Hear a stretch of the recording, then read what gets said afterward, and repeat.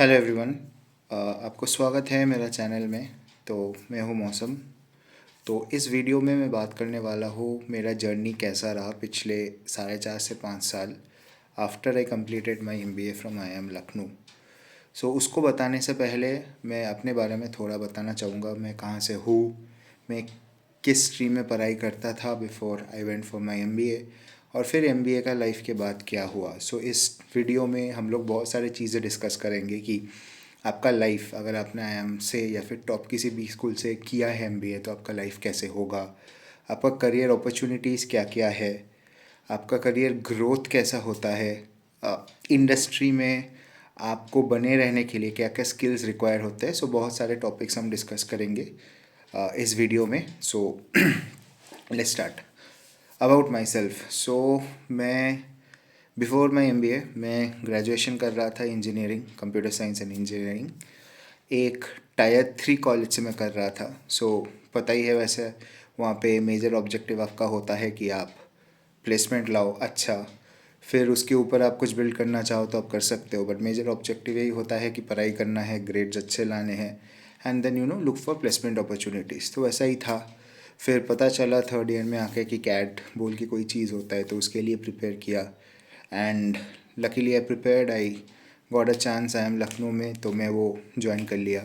सो MBA का starting life में बहुत सारा कल्चरल शॉक्स लगे because I was coming from a very small town, और मेरा कॉलेज उतना भी हाई फाई नहीं था सो मैं अपने सराउंडिंग्स में देख रहा था people from IITs, people from SRCC, people from the top most colleges in the country across different domains.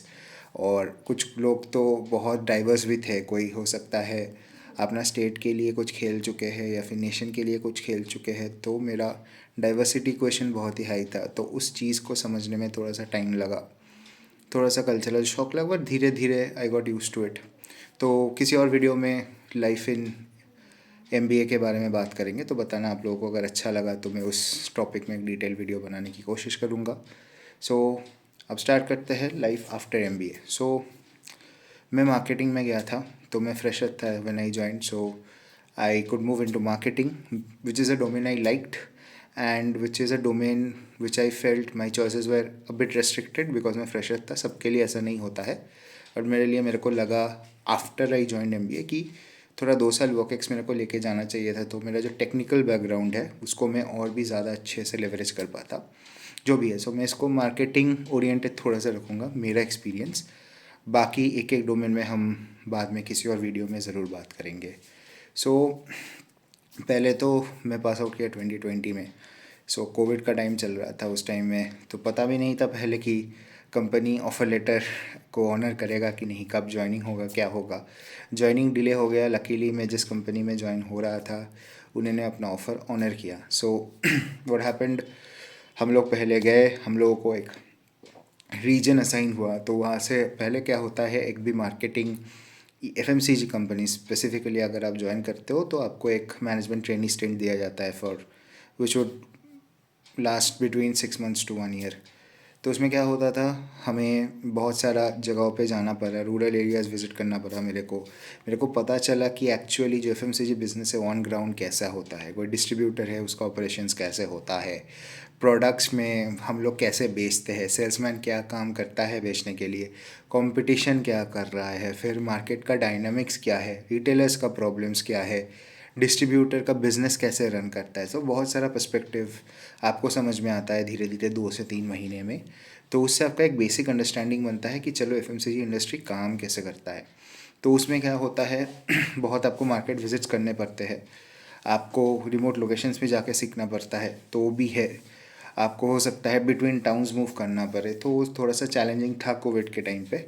But obviously experience wise मैंने बहुत कुछ सीखा, मैंने बहुत कुछ जाना जिसको जिसको मैं बाद में अप्लाई कर पाया अपना रोल्स पे।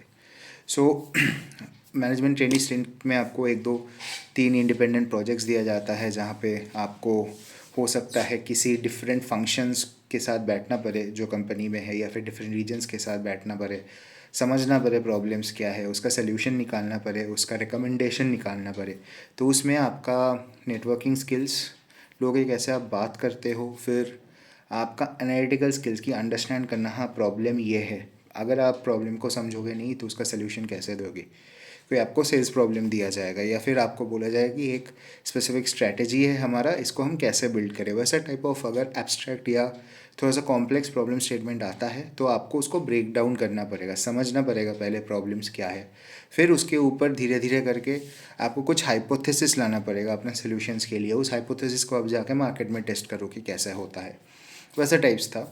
तो जनरली मैनेजमेंट ट्रेनिंग स्टिंट के बाद हम लोगों को डिफरेंट अमाउंट ऑफ रोल्स के लिए चुना जाता है। तो one is the hardcore sales role, जो एरिया सेल्स मैनेजर या फिर रीजनल सेल्स मैनेजर जिसे बोलते हैं। तो उसमें आपको एक रीजन दिया जाएगा, आपके अंडर में एक टीम होगा, आपके पास एक स्पेसिफिक प्रोडक्ट पोर्टफोलियो होगा। आपका काम क्या है? आपका काम यह है कि आपको अपने टीम से काम करवाना है, आपको नंबर्स अचीव करवाने हैं, आपको टीम को मोटिवेटेड रखना है कि कैसे काम करना है। तो कुछ अगर कंपटीशन कुछ कर रहा है, आपको नॉलेज होना चाहिए, आपको कैटेगरी अंडरस्टैंडिंग होना चाहिए। तो आपको मार्केट में जाके ये समझना पड़ेगा क्या चल रहा है मार्केट में, उसके हिसाब से आपको कंपनी को इनसाइट्स देने पड़ेंगे कि क्या स्ट्रैटेजी यूज़ करना है, ब्रांडिंग में कुछ करना है कि नहीं, क्या ऑफर्स चलाने हैं, क्या स्कीम्स चलाने हैं, कैसे सेल्स हमारा बढ़ेगा। तो that is the hardcore sales role. Second होता है ब्रांड में अपॉर्चुनिटीज़। तो कुछ कंपनीज़ डायरेक्टली ब्रांड में दे देते हैं आपको, जहाँ पे आपको समझना पड़ता है कि ब्रांड को कैसे हम नया लोगों को रीच करवाए, हमारे टीजी के लिए क्या कम्युनिकेशन बेटर होगा, कौन सा चैनल में हम कितना इन्वेस्ट करें। तो budget management also becomes a very important factor in that specific brand role. तो इसमें भी आपको बहुत सारे लोगों के साथ कनेक्ट करना पड़ता है, आपको ईयरली प्लान्स क्लोज करने पड़ते हैं, बजट क्लोज करने पड़ते हैं, फॉलोअप्स करने होते हैं। तो बहुत ही डायनामिक रोल है जिसमें आप हर एक फंक्शन के साथ भी बात कर रहे हो, आप प्रोडक्शन टीम के साथ बात कर रहे हो, आप सप्लाई चेन से कर रहे हो, आप सेल्स से कर रहे हो, और आप खुद मार्केटिंग में हो। So it's like you are running all the functions together if you are in brand. Third किस्म का रोल होता है जो न्यू एज चैनल्स का होता है, जैसे कि ई कॉमर्स हो गया या फिर मॉडर्न ट्रेड हो गया। उसमें क्या है, it's a bit of mix of both marketing and sales में बोलूँगा। कोर केपीआई आपका सेल्स ही रहेगा। क्या होता है बेसिकली, आपको नंबर्स डिलीवर करने हैं at the end of the year, आपको कैटेगरी, कुछ स्पेसिफिक कैटेगरी को ग्रो करवाने होते हैं, हो सकता है डिस्ट्रीब्यूशन बढ़ाना पड़े। बट आउटसाइड ऑफ दिस आपको एक नुआंस अंडरस्टैंडिंग मिल जाता है कि डिजिटल इकोसिस्टम कैसे काम करते हैं, बिकॉज इमेजिंग चैनल है, आपको डिजिटली साउंड नॉलेज होना चाहिए कैटेगरी के बारे में, प्लेटफॉर्म क्या कर रहा है उसके बारे में, कंपटीशन प्लेटफॉर्म में क्या कर रहा है।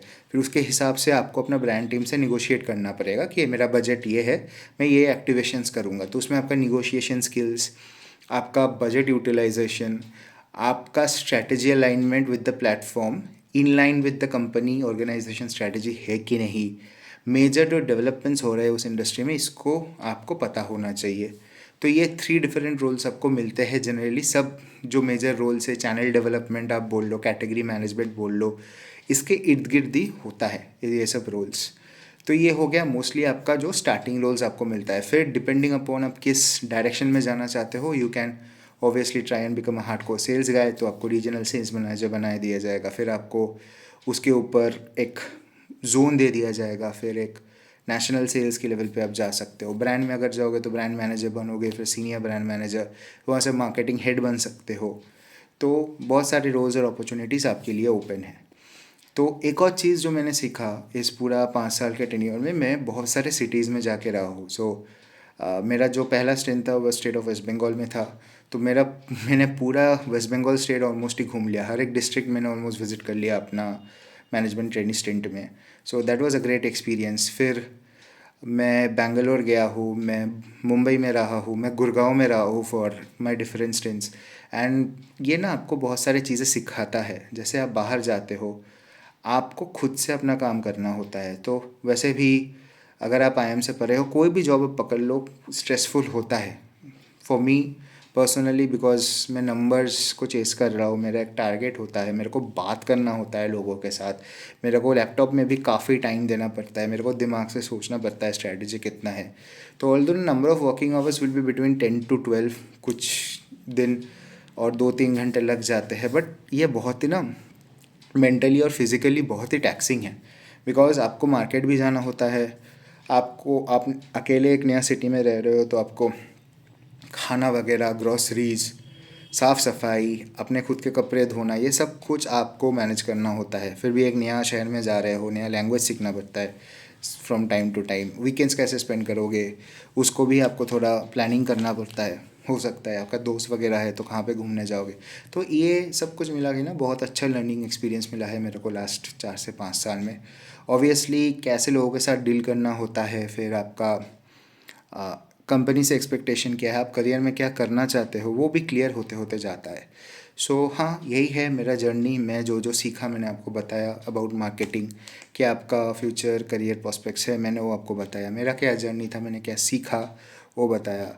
तो वीडियो अगर पसंद आया हो तो लाइक करें, शेयर करें, सब्सक्राइब करें। और मैं आपको ऐसा वीडियोस फ्रॉम माइस लाइफ या फिर मेरा फ्रेंड्स के अराउंड का लाइफ आपको देता रहूँगा इस चैनल में। Thank you so much.